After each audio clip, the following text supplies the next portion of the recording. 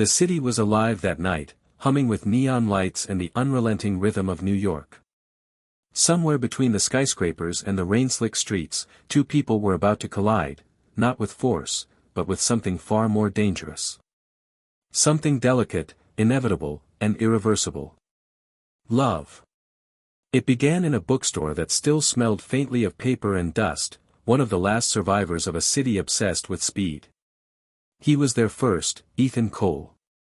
Tall, a little too neatly dressed for someone browsing second-hand shelves, with the kind of eyes that noticed things others missed. Ethan wasn't looking for a story, he was hiding from one.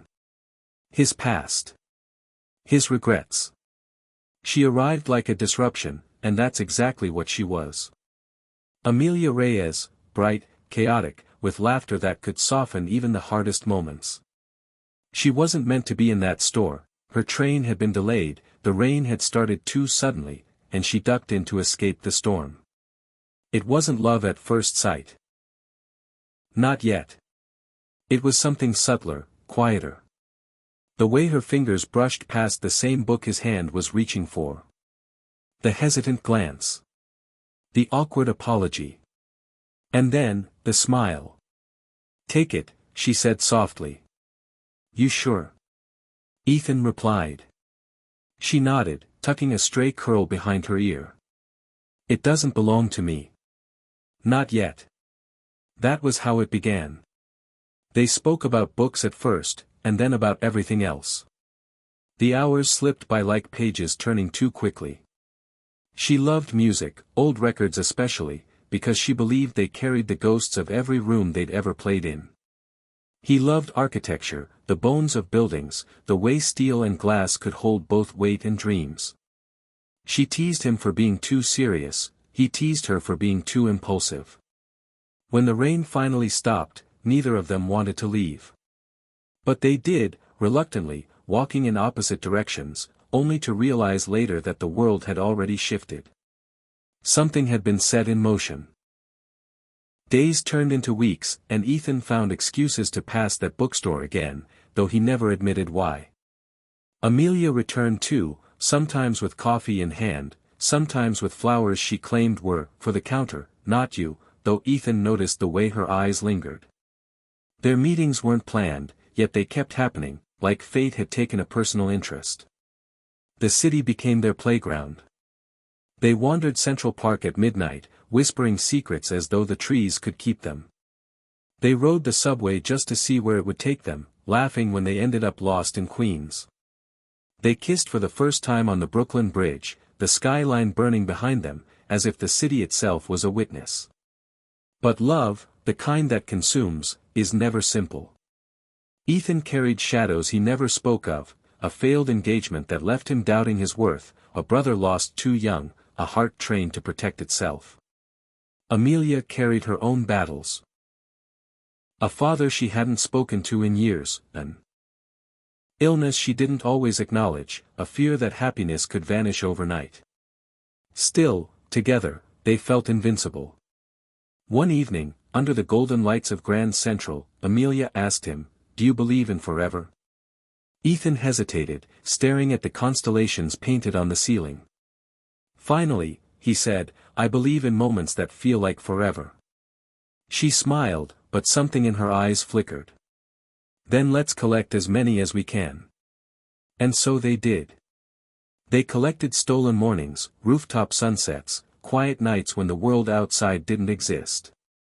They carved their names into wet cement by the river, knowing it would be washed away someday, but loving it anyway.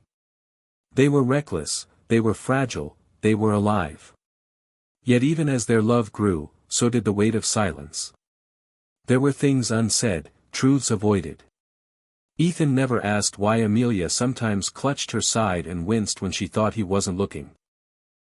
Amelia never pressed him about the night she found him staring at an unopened letter, tears in his eyes. They existed in a fragile balance, afraid that honesty might shatter what they had. But fate has a cruel way of reminding us that balance is temporary. On a cold December night, snow swirling through the city streets, Ethan and Amelia stood outside the bookstore where it all began. She held his hand, her cheeks flushed from the wind, her breath visible in the air between them.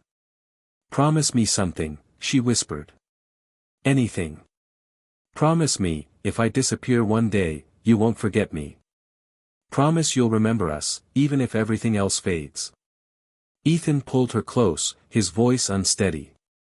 "Don't talk like that. Promise me," she insisted, her eyes searching his as if this was the only thing that mattered. And he promised. What he didn't know then was that she had already begun disappearing, piece by piece, in ways he couldn't yet see. The city kept moving. The lights kept glowing.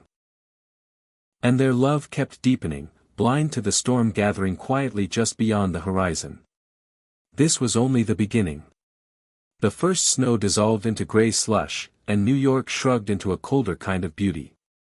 The days were shorter, the nights deeper, and their rituals grew cozier to match. They bought cheap candles that smelled like cinnamon and burnt sugar.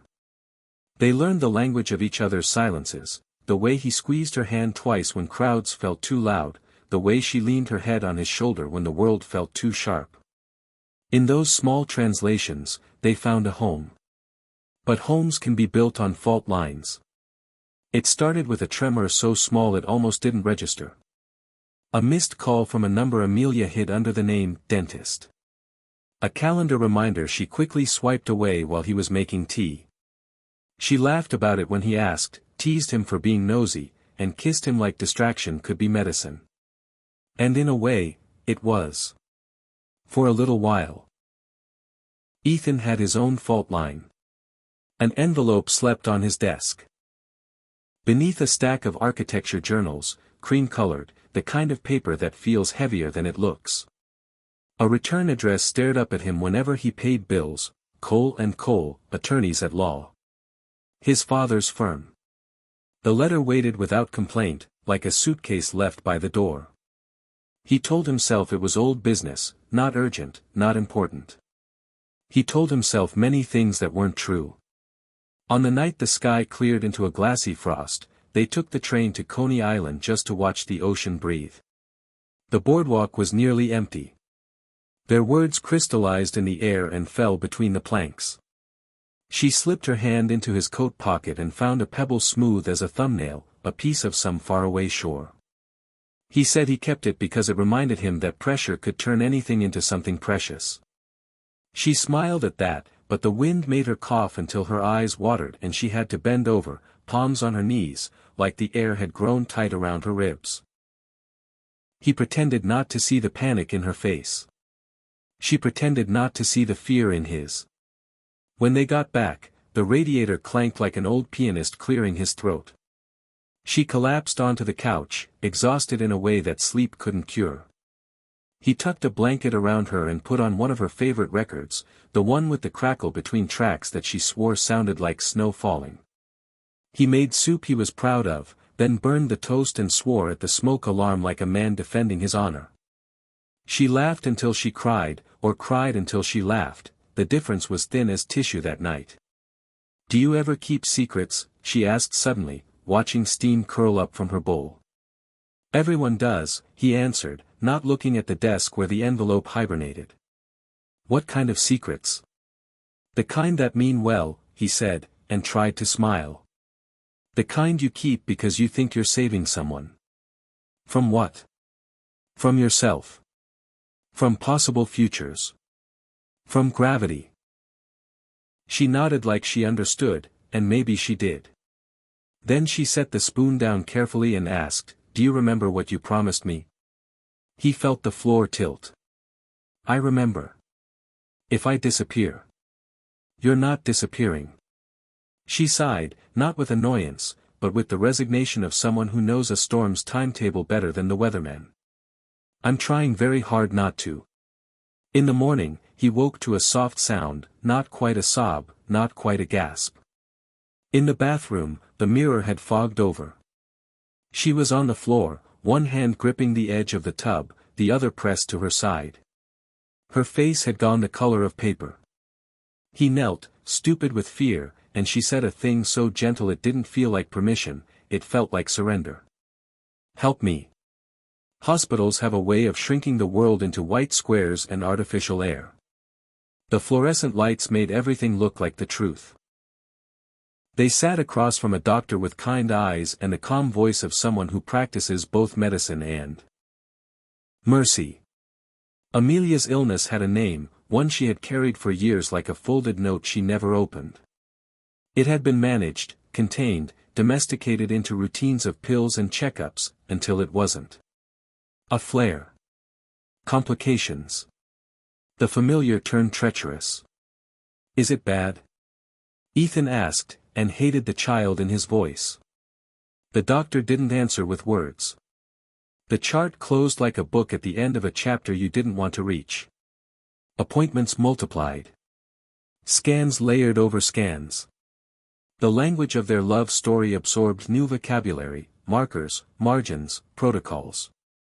The city outside remained itself, horns and hot dog carts and steam rising from manholes, while inside they learned to count time in dosage and rest. She kept working anyway, teaching music to kids who widened their eyes when she explained that songs could hold time the way jars hold fireflies. He kept sketching anyway, lines and light, buildings that lifted instead of blocked.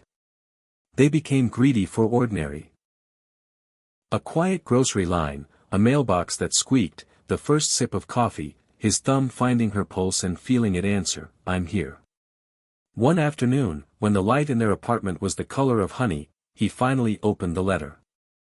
It was not old business. It was a map of the road he'd been refusing to see. His father was retiring. The firm needed someone to manage the transition. Come home. Lead the practice. A future laid out in legalese and parental hope. He thought about it for an hour, or a week. Time behaved badly that day. He imagined an office with his name on the glass, steady income, a life trimmed neatly along the edges. He imagined leaving the city that had taught him to want more than safety. He imagined leaving her. The thought felt like a betrayal of bone. He put the letter back under the journals and did nothing. Fate, insulted by inaction, made a different move. An email from a design collective in Oslo, of all places, lit up his phone at 2:14 a.m. They had seen his competition entry, the one he'd submitted and promptly dismissed. They wanted him for a winter residency. They would pay well. They would sponsor a visa. His work would stand in a gallery where daylight behaves like a living creature. 3 months abroad. A door swung open so wide the draft lifted the papers on his desk. He didn't tell her. Not because he meant to hide it forever, but because he wanted to pick the right moment, the kind of moment that arranges itself like flowers. He waited for a day without needles, a day without numbers, a day where her laughter landed without stumbling. Days like that were rare. They felt like contraband. When the right moment finally arrived, it betrayed its own name. They were in the bookstore where they met, the owner dozing on a stool, the bell over the door clinging to the end of a ring. She found an old copy of a poetry collection and read lines aloud in a whisper that made the aisles feel sacred. "I got an email," he said, too loud in the hush. She closed the book. "From who?" "From somewhere that wants me." Her face flickered, then steadied. "What did it say?" He told her, each word heavier than the last. At first she brightened with pride, then dimmed with what pride could not touch. She traced the edge of the book with one finger, slow, careful. "You have to go," she said. "I don't have to do anything."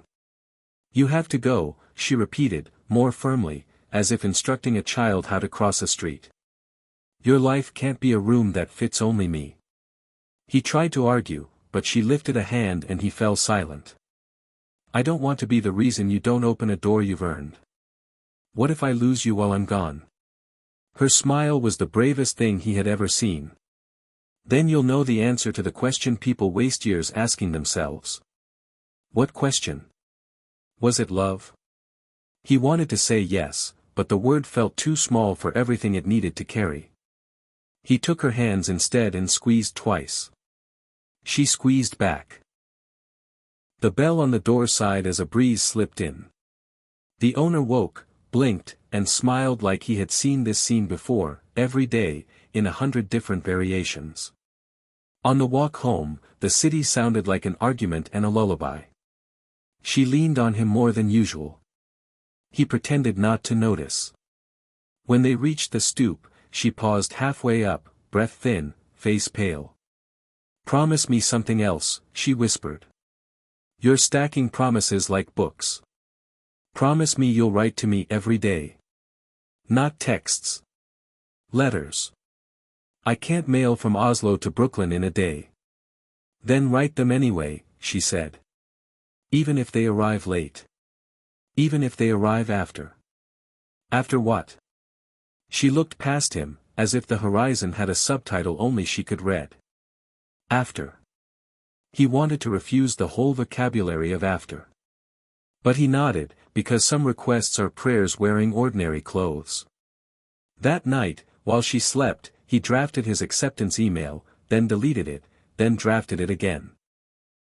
He clicked send with his heart in his throat and his breath held like a hostage. 3 months. A winter on the other side of the ocean. A chance big enough to change the shape of a life. He told himself that leaving could be an act of faith.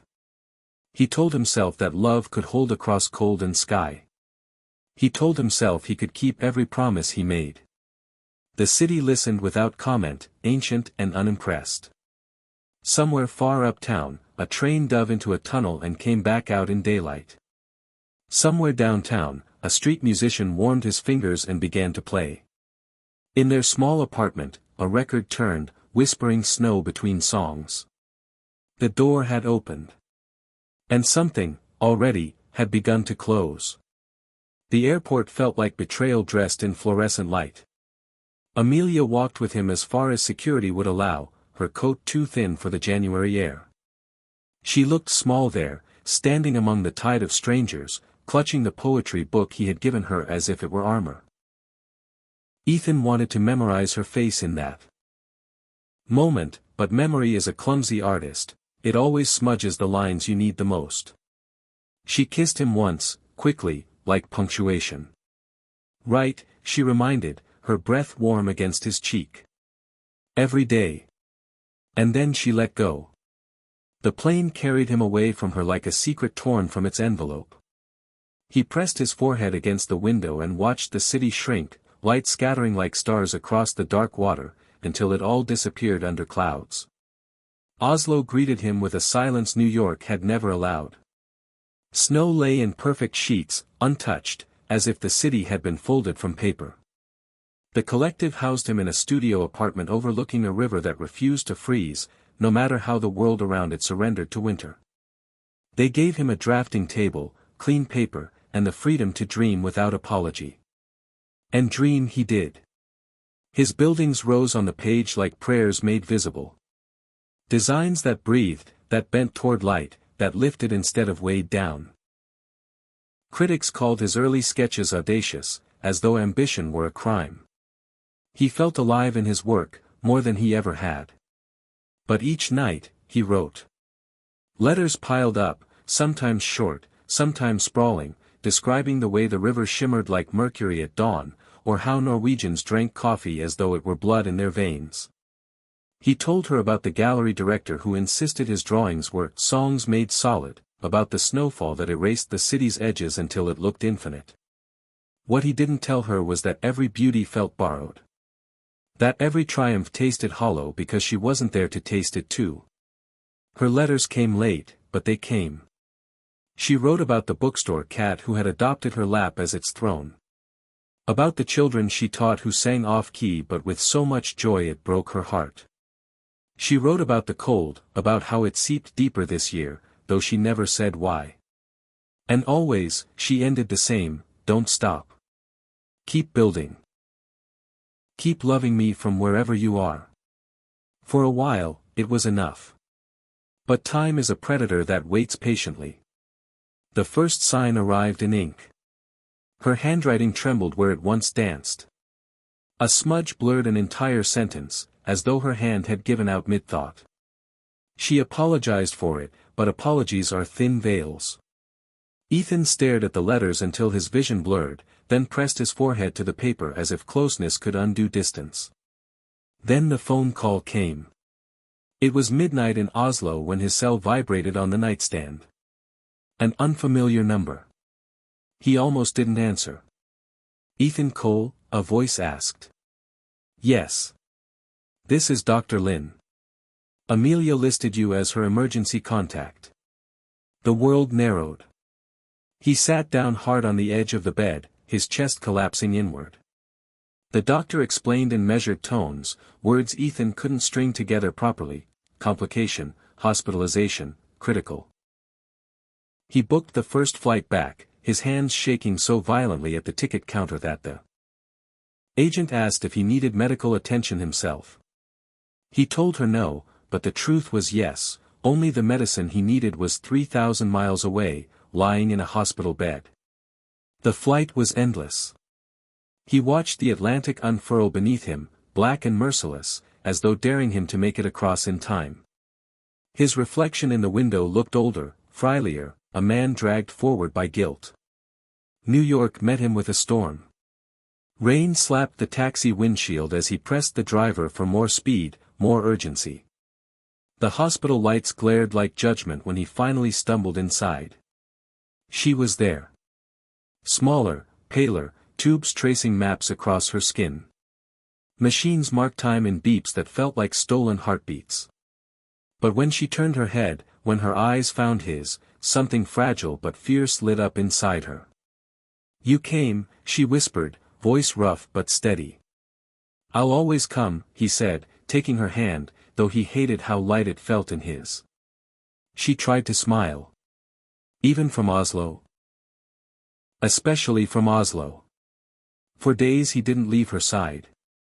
He read to her from the poetry book until the words became his prayers. He pressed his lips to her temple when she slept, memorizing the rhythm of her breathing. He made the hospital chair his home, his drafts untouched, his career put on pause as though time itself should wait its turn. But time doesn't wait. Doctors spoke in euphemisms. Progressing condition. Limited options. Focus on comfort. Each phrase was a brick in a wall Ethan couldn't scale. He argued, begged, demanded second opinions. Amelia watched him with love and with sadness, her hand stroking his even as her strength faltered. One night, when the machines hummed like lullabies, she said, "Do you regret going?" He froze. "Don't ask me that. I need to know."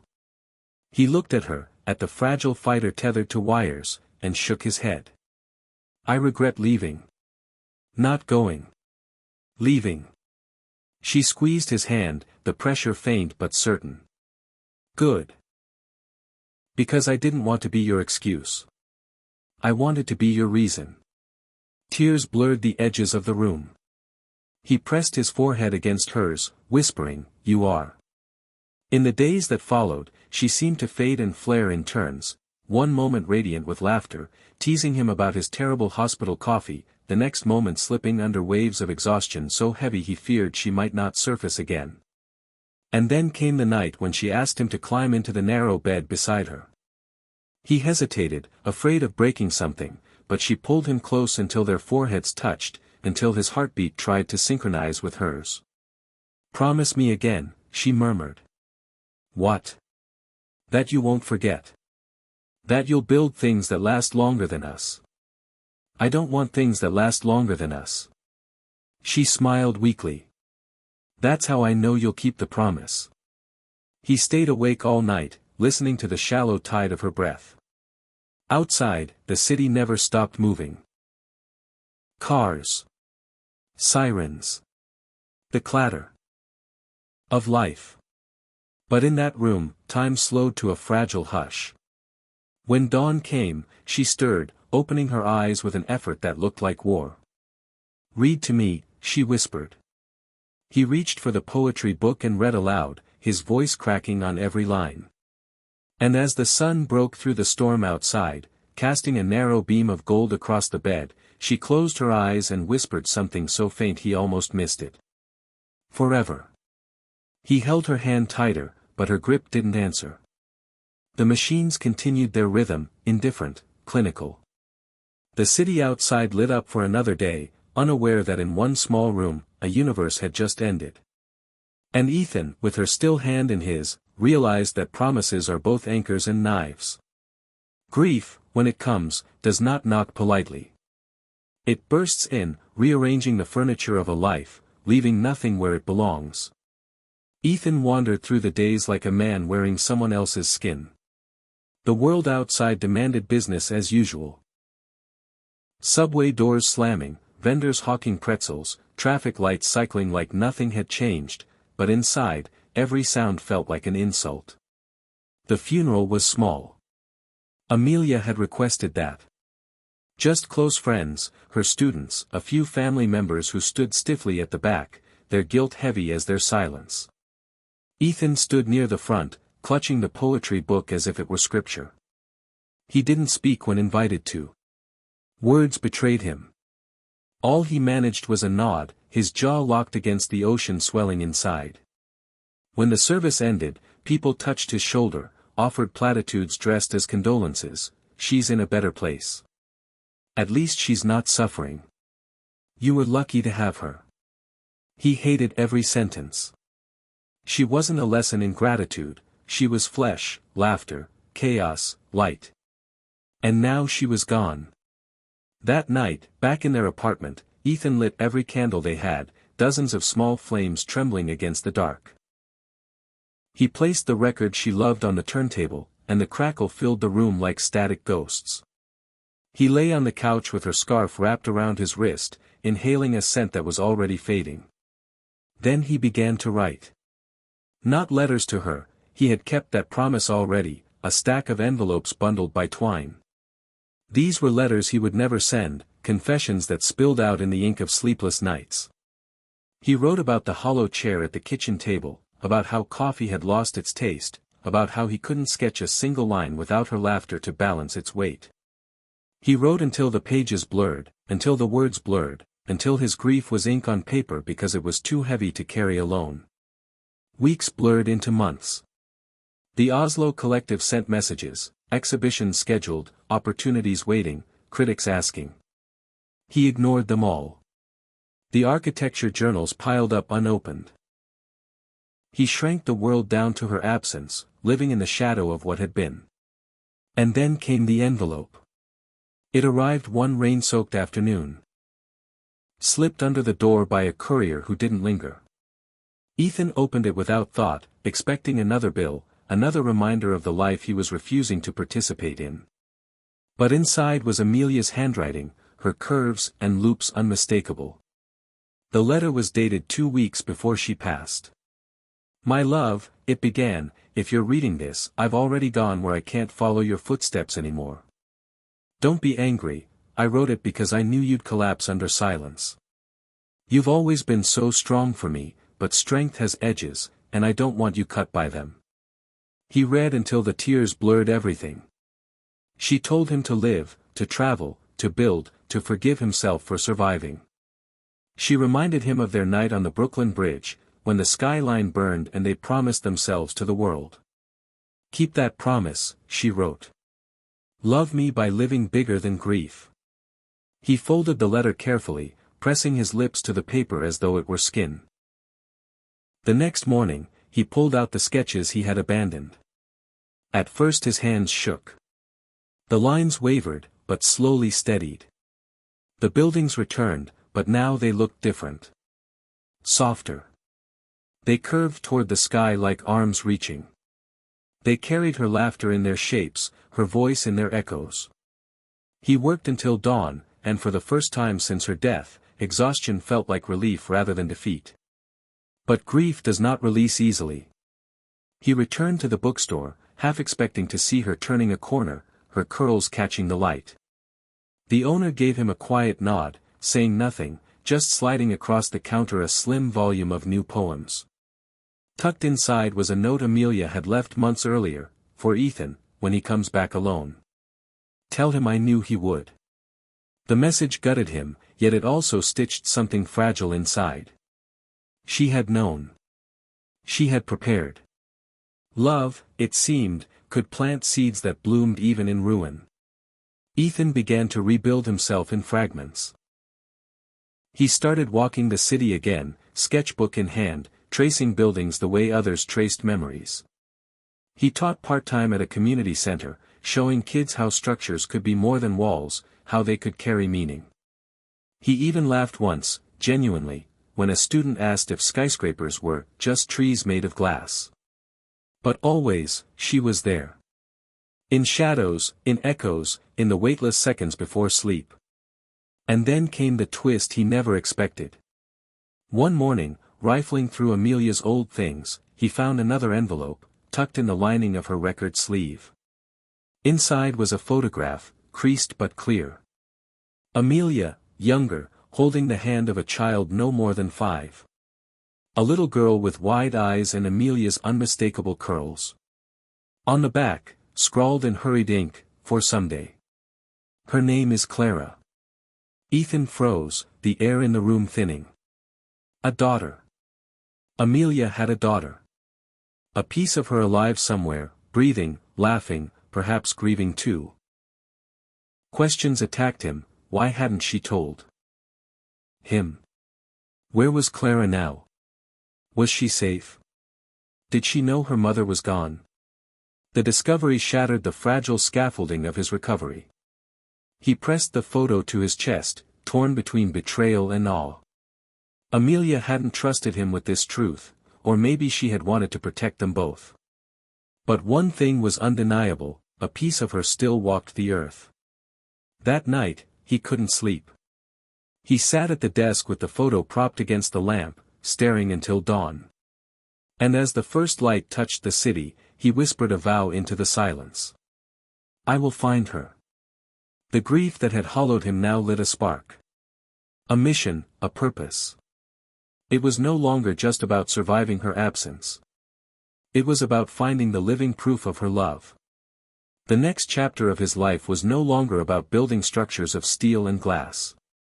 It was about building a bridge to the one person Amelia had left behind.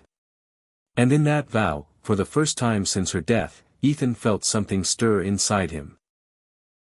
Not hope exactly, but something dangerously close. Because grief had given him ashes. But Clara could be fire. Ethan had never been a man of faith, but in the weeks after finding the photograph, he prayed to something he didn't name. Every night he spread Amelia's letters across the desk, the photograph of Clara at the center, as though the paper might arrange itself into answers. The search began clumsy, emails to old friends of Amelia's, calls to family members who answered with silence or clipped tones. Some claimed ignorance, others refused to talk at all. It was as if Clara were a ghost Amelia had chosen to keep hidden, a shadow even those closest pretended not to see. But grief sharpens into determination when given a direction. Ethan hired a private investigator, sold half his furniture to pay for it, and walked the city each day with his sketchbook, half hoping Clara might step out of the crowd by accident. He imagined her older now, 12, maybe 13. With Amelia's smile, Amelia's curiosity, Amelia's fire. One rainy afternoon, the investigator handed him an address scrawled on a scrap of paper. Queens. A foster home. Ethan's heart rattled in his chest as he stood outside the small brick building, clutching the photo like a passport. Through the window he saw children weaving between worn furniture, their laughter stitched with exhaustion. And then, her. A girl with wild curls tumbling down her shoulders, balancing on a chair with stubborn grace. Clara. He couldn't breathe. The resemblance was undeniable, not just in the hair but in the defiance in her eyes, the same spark that had lived in Amelia. But how do you walk into a stranger's life and declare yourself the keeper of their mother's ghost? He froze on the stoop until rain soaked him through. In the end, he didn't knock. He left, heart heavier than before. Still, he returned. Again and again. Watching from across the street, always from a distance, sketching her in notebooks filled with lines of love and regret. She laughed with friends, argued with caretakers, played hopscotch on cracked pavement. Alive. Brilliant. His proof that Amelia had not vanished entirely. One evening, as he lingered too long, a social worker noticed him. "Sir. Do you need something?" The suspicion in her voice cut deep. Ethan stumbled through an excuse, retreating like a thief. He realized then that love, when twisted by grief, can look like obsession. He went home that night and tore through Amelia's things again, desperate for guidance. That was when he found it, a final letter, hidden beneath the lining of the poetry book's cover. His hands shook as he unfolded it. "My Ethan," it began, "I imagine by now you've found Clara's photo. I need you to understand why I kept her from you. She was born when I was barely more than a child myself. Her father left before she could walk. I gave her to my aunt to raise because I couldn't give her what she deserved. When you and I found each other, I wanted a life that wasn't defined by my failures. You gave me that. Please don't hate me for keeping her apart from us. Please know it was not shame but love. I didn't want her to lose me twice. If one day you choose to find her, tell her I never stopped loving her. And tell her about us. Tell her what love feels like when it's true." Ethan pressed the letter to his chest, his sobs breaking the silence like glass. He finally understood. Amelia hadn't hidden Clara out of mistrust, she had done it to spare them both the pain she foresaw. And yet, in doing so, she had left Ethan with a map to a love unfinished. The next day he returned to Queens, heart pounding, but this time he was noticed again. Clara herself spotted him from the porch. She tilted her head, eyes narrowing. "Why do you keep staring?" she called out, voice sharp but curious. He froze, soaked in guilt and longing. For a moment he considered walking away forever. But then he stepped forward, slowly, and pulled the photograph from his coat pocket. "This was your mother," he said softly. The girl's expression faltered. She stepped closer, hesitant. "You knew her?" Ethan's throat tightened. "I loved her. More than anything." Clara studied him, suspicion and hunger warring in her eyes. Finally, she whispered, "Tell me about her." And so he did. They sat on the stoop as the street lamps flickered awake, and Ethan spoke until his voice cracked. He told her about the bookstore, the bridge, the laughter that could cure the darkest nights. Clara listened, silent but intent, clutching the photograph as if it were oxygen. In that moment, Ethan felt something he hadn't since Amelia died, the fragile pulse of purpose. He thought perhaps this was how grief heals, not by forgetting, but by passing love forward. But fate is cruel, and cruelty loves timing. The weeks that followed seemed almost merciful. He visited Clara often, with the cautious permission of her caretakers. He brought books, stories, sketches of buildings that curved toward the sky. She asked endless questions about her mother, hungry to stitch together the fragments. For the first time since Amelia's death, Ethan allowed himself to imagine a life not defined by absence, but by continuity. Until the accident. It was a Tuesday, gray and ordinary. Clara was walking home from school, earbuds in, hood pulled up. A driver, distracted by his phone, never saw her step into the crosswalk. The call came to Ethan, because by then his number was listed with the foster home. He raced to the hospital, the same sterile halls where he had lost Amelia. And there, under the cold glare of machines, lay Clara. Alive, but broken. He begged the doctors for miracles. He clutched her hand the way he had clutched Amelia's, whispering promises he couldn't keep. But hours stretched into days, and her body, too fragile to endure, surrendered. Ethan collapsed in the hallway, grief consuming him for the second time. He had lost Amelia. Now he had lost the last living fragment of her.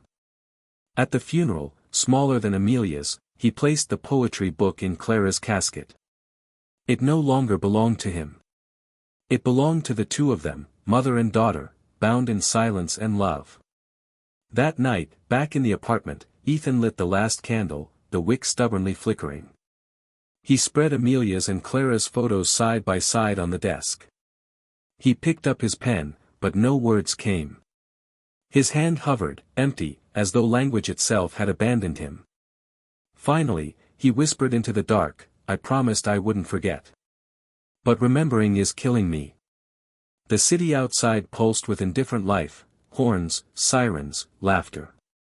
But within those walls, a man sat between two absences, drowning in a love story too heavy for one heart.